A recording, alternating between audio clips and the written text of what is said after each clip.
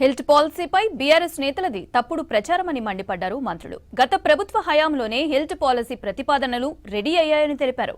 ఇప్పుడు సర్కార్పై బురద జల్లే ప్రయత్నాలు చేస్తున్నారని ఆగ్రహం వ్యక్తం చేశారు. సీఎం రేవంత్ రెడ్డి హయాంలో రాష్ట్రంలో అభివృద్ధి సంక్షేమ కార్యక్రమాలు నిర్వహిస్తున్నామని చెప్పారు.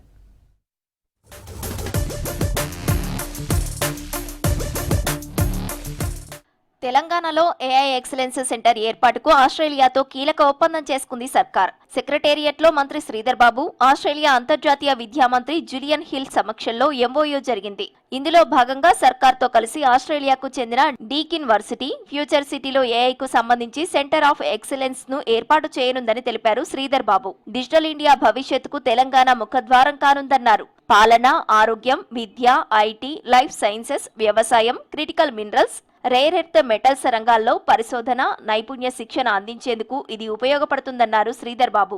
ఈ రోజు అకాడమిక్ పరంగా పోతే world class research and expertise అక్కడ ఆస్ట్రేలియాకు సంబంధించిన విశ్వవిద్యాలయాలకు సంబంధించిన అనుభవాలను ఇక్కడికి తీసుకొచ్చే కార్యక్రమంతో పాటు అనేక విశ్వవిద్యాలయాలకు సంబంధించిన ఎక్స్పర్టీస్ మరి ఆస్ట్రేలియాకు సంబంధించిన విశ్వవిద్యాలయాలతో పార్ట్నర్షిప్ చేసుకొచ్చే అవకాశం ఉందని, రాబోయే కాలంలో డిజిటల్ ఎకానమీకి సంబంధించి ఆస్ట్రేలియా తెలంగాణకు సంబంధించిన పటిష్టంగా దీన్ని ముందుకు తీసుకెళ్లే ప్రయత్నాలు.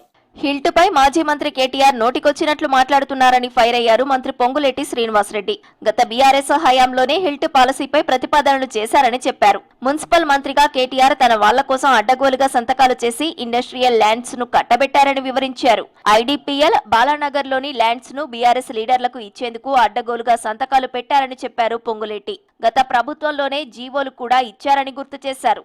ఇంత చేసి ఇప్పుడు కాంగ్రెస్ సర్కార్పై విషం కక్కుతున్నారని ఆగ్రహం వ్యక్తం చేశారు మంత్రి. ఇండస్ట్రియల్ జోన్ ని, కెమికల్ ఇండస్ట్రీలు ఉన్న ప్రాంతాన్ని కూడా తమరు ఆధ్వర్యంలో తమరు మంత్రిగా ఉన్నప్పుడు రెసిడెన్షియల్ జోన్ కింద మీరు కన్వర్షన్ చేశారు. ఇలా ఐడిపిఎల్ చాలా ప్రాంతాల్లో మీ శాసనసభ్యులు, మీ మంత్రులుగా ఉన్న కంపెనీలు, బినామీ కంపెనీలకు సంబంధించిన ఆస్తుల్ని మీరు ఇండస్ట్రియల్ జోన్ నుంచి కన్వర్షన్ చేసి చూపించడానికి రికార్డ్ ఎవిడెన్స్ ఉంది. దానికి ప్రత్యక్షంగా మీరే సంతకం పెట్టారు. మరి అయ్యాలు మీకు గుర్తు రాలేదా? సీఎం రేవంత్ నాయకత్వంలో ప్రజాపాలన ప్రభుత్వంలో అనేక సంక్షేమ పథకాలు కొనసాగిస్తున్నామన్నారు మంత్రి పొన్నం ప్రభాకర్. రాష్ట్ర స్థాయిలో జరుగుతున్న అభివృద్ధి గ్రామాల్లో కూడా జరిగేలా సర్కార్ చర్యలు తీసుకుంటుందన్నారు. దత్తాత్రేయ స్వామి జయంతి సందర్భంగా విప్ ఆది శ్రీనివాస్ తో కలిసి రాజన్న సిరిసిల్ల జిల్లా వరదవల్లిలో దత్తాత్రేయ స్వామిని దర్శించుకున్నారు మంత్రి. 2 సంవత్సరాల ప్రజాపాలన ప్రభుత్వం రేవంత్ రెడ్డి గారి నాయకత్వంలో అనేక సంక్షేమ కార్యక్రమాలు చేసింది. భవిష్యత్తులో కూడా ఇంకా చేయాలనుకుంటున్నాయి. కాబట్టి అందరూ కూడా ప్రజాహితం కోరేటువంటి వాళ్ళను ముందుకు తీసుకురావాలని రేవంత్ రెడ్డి గారు అనేక సందర్భాల్లో పిలుపునిస్తా ఉన్నారు. కాబట్టి అటు రాష్ట్ర స్థాయిలో జరిగే అభివృద్ధి, గ్రామాల్లో కూడా జరిగే విధంగా ఉండేటువంటి చర్యలు ప్రభుత్వ విధానాలకు సంబంధించి మద్దతు ఇచ్చే విధంగా ఉండాలని కోరుకుంటూ, విదేశీ అతిథులను ప్రతిపక్ష నేత కూడా కలుస్తారనే విషయం బీజేపీ నేతలకు తెలియదా అని ప్రశ్నించారు మల్లు రవి. పాత సంస్కృతి సంప్రదాయాన్ని కొనసాగించాలని కోరారు MP Mallu. All the Congress party leaders and cadre not to be afraid of anything, be truthful and talk truthful and practice truthful.